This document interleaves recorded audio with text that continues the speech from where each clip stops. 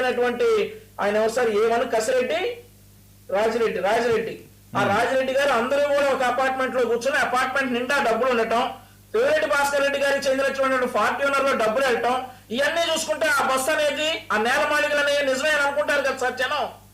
వాస్తవాలే కదా సార్. మేము ముందుగా కంటైనర్ లో డబ్బులు వెళ్తా ఉన్నాయి, కారులో డబ్బులు వెళ్తా ఉన్నాయి, ఫార్ట్యూనర్ కారులో డబ్బులు వెళ్తున్నాయి, ఆ తర్వాత అపార్ట్మెంట్స్ లో డబ్బులు పెట్టారు అనే మాట మేము ప్రతిపక్షం నుండి చెప్పాం. ఆ తర్వాత నిజాలే అని చెప్పి వీడియోతో సహా దొరికారు కదా సార్. ఇప్పుడు ఆ నేల మాలికలు లేకపోవడం ఏంటి, కంటైనర్ లేకపోవడం డెఫినెట్లీ ఉంటాయి. వీళ్ళు అన్నట్టు మాకొద్దు ఆ డబ్బు అయితే, ఆ డబ్బు ఎవరైతే చనిపోయారో 30,000 మంది వాళ్ళ కుటుంబాలకు పంచమనండి. ఆ పాపపు సొమ్ము మాకు గాని మా కూటమిలో ఉన్నటువంటి పార్టీ సభ్యులు. శివపార్తి గారు ఏంటండి లిక్కర్ స్కామ్ పరిస్థితి ఇస్తారు సార్, మీకే ఇస్తారు, శ్రీకాంత్ గారు ఇస్తారు. ఆవిడ అయిపోయినండి మీరు మాట్లాడదు కానీ ఆ బస్సుకు పోయిన దాంట్లో కింద ఉన్నట్టున్నాడు బ్రదర్, ఏదో సినిమాలో ఉన్నట్లు. ఓకే శివపార్తి గారు, ఇప్పుడు సునీల్ రెడ్డి గారు అరెస్టు అనేది ఇప్పుడు లిక్కర్ స్కామ్ లో జగన్ రెడ్డి గారికి పాత్ర లేదని వీళ్ళు వైఎస్ఆర్సీపీ పార్టీ అధికార ప్రతినిధి మరి ఎలా మాట్లాడుతున్నారో అర్థం కావట్లేదు. గతంలో ఆయన A1 కి తోడుగా A7 గాను ఏమి వెళ్ళాడు మిగతా కేసులు ఇప్పుడు వరకు సుదీర్ఘంగా మా సోదరుడు వివరించారు. ప్రజా ప్రాణాలతోటి మద్యం చీప్ లిక్కర్ అమ్మి అందరు కాలేయాలు కిడ్నీలు డ్యామేజ్ చేసి 30,000 మందిని చంపేసి ఆ డబ్బుతోటి హవాలాలతోటి టాంజానియా, జాంబియా ఇలాంటి దేశాల్లో అంటే ఇంటర్నేషనల్ హవాలా పర్సన్స్ తోటి డొల్ల కంపెనీలు పెట్టి సూట్ కేసు కంపెనీలు పెట్టి డబ్బు తరలించి ఇక పైపెచ్చి ఏమి ఎరగనట్టు మేము చాలా శుద్ధపోసలు అని కూర్చొని ఇక్కడ మాట్లాడుతున్నారంటే ఏం చేయాలో వీళ్ళని అర్థం కావట్లా. అంటే ప్రజా డబ్బుల మీద ఆరోగ్యం మీద అసలు ఏ పార్టీ వీళ్ళకి విఘ్నత ఉందో అర్థం కావట్లా. దాన్ని అంతా సైడ్ ట్రాక్ పట్టించేలాగా వేరే వ్యవహారం తీసుకొస్తారు. అసలు మేము చాలా శుద్ధపోసలం, మాకు అవినీతి అంటే ఎరగదు, మేము చాలా మంచి వాళ్ళం, మాకు అసలు అవినీతి అయ్యో అన్నట్టుగా అవినీతికి అన్ని అక్షరాలు ఉంటాయి అన్నట్టుగా మాట్లాడతారు. ఇవన్నీ నిజాలు కాకపోతే ఇంత సిబిఐ దర్యాప్తు జరుగుతుంటే ఏసీబీ కోర్టులో ఇన్ని వివరాలు ఇప్పుడు ఇచ్చిన బెయిల్ పిటిషన్ కూడా రద్దు చేయాలని ఏసీబీ కోర్టులో ఫైల్ చేస్తే సిఐడి అధికారులు మరి వీళ్ళంతా ఏం చెప్తున్నారు అంటే సిట్ దర్యాప్తు చేసేది కూడా అబద్ధాలేనా? ఇప్పుడు సోదాలు చేసి దొరికినవన్నీ అబద్ధాలేనా? సునీల్ రెడ్డి గారిని తీసుకెళ్లడం విచారణకు కూడా అబద్ధాలేనా? అంటే వాట్సాప్ లో వచ్చిన వీడియోస్, డబ్బులు లెక్క పెట్టేది, స్పెషల్ ఫ్లైట్ లో వెళ్ళింది, సినిమాలకు పంపించింది, వేరే వేరే సూట్ కేసు కంపెనీలో తరలించింది, ఇంటర్నేషనల్ గా బొంబాయిలో కూర్చొని దుబాయ్లో కూర్చొని 1,000 కోట్ల ఆస్తులు ఆయనకి ఎక్కడి నుంచి వచ్చాయండి? 2019 నుంచి దుబాయ్లో ఎంత ఆస్తులు కొన్నాడు సునీల్ రెడ్డి గారు? ఎక్కడి నుంచి వచ్చాయి ఆయనకి డబ్బులు? ఇప్పుడు ఇందాక ఆయన చెప్పారు ఒకటి సింగిల్ ట్రాన్సాక్షన్ చేయడం కోసం కంపెనీ పెట్టి మళ్ళీ అది అవ్వగానే ట్రాన్సాక్షన్ క్లోజ్.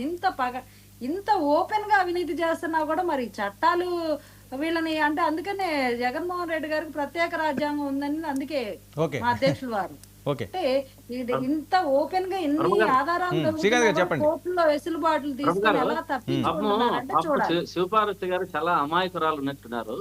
ఆ రోజు ఏదైతే 4 డిస్టిలరీలు రాష్ట్రంలో ఉన్నాయో ఈ రోజు కూడా అదే ఈ ప్రభుత్వానికి కూడా సప్లై చేస్తున్నది గుర్తుపెట్టుకోవాలి. కాకపోతే మీరు చేస్తున్నది ఏమంటే నడుపుతున్నారు. ఇంకా మీ తయారీలు రాష్ట్రంలో ప్రజలని ప్రతి ఒక్క ఊరికి రాణిషా పెట్టారు.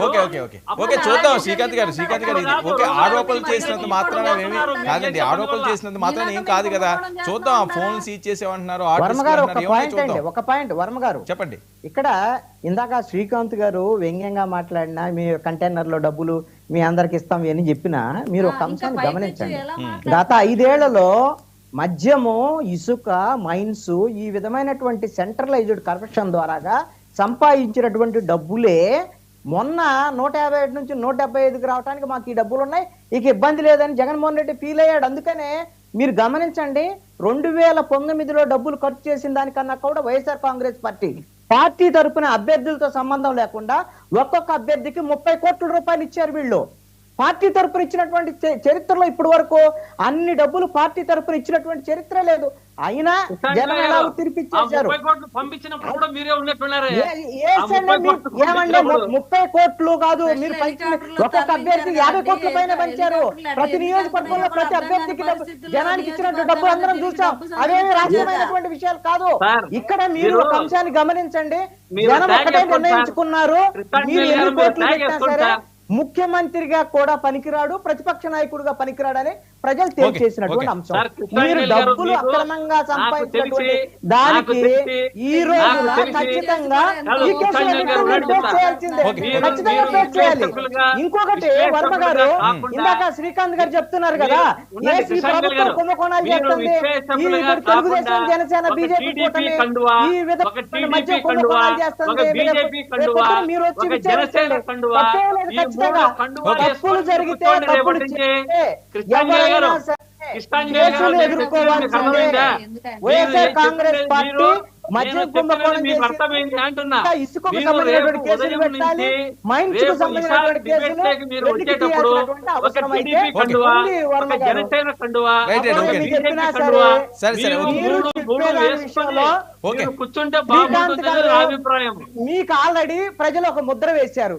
జగన్మోహన్ రెడ్డి అక్రమార్కుడు కాబట్టి ముఖ్యమంత్రిగా పనికిరాడు, ప్రతిపక్ష నాయకుడుగా పనికిరాడని. ఇక నాలాంటి వాళ్ళకి అవునండి, మీరు ఎన్ని నేను కండవాలైనా చెప్పేది జగన్మోహన్ రెడ్డి వేయండి. అక్రమార్కుడే. ఏం అభ్యంతరం లేదు. రైట్, రైట్, చంద్రబాబు ఉన్న నాయుడు విషయాలు మాత్రమే కాదండి. నేను మాట్లాడతాను. ఓకే, శ్రీకాంత్ గారు ఇది ఈ రోజుతో అయిపోయేది కాదు కదా, ఇంకా దీని మీద చాలా ఆధారాలు ఉన్నాయి. చూద్దాం ఏం జరుగుతుందో. మీరు విశ్లేషకులు సరే ఏం జరుగుతుందో చూద్దామండి. సరే ఏం చెప్తున్నా సరే ఎవరికి తెలిసింది వాళ్ళు టీడీపీ చెప్పారు. జనసేన ఏం జరుగుతుందో బీజేపీ చూద్దాం. న్యాయస్థానం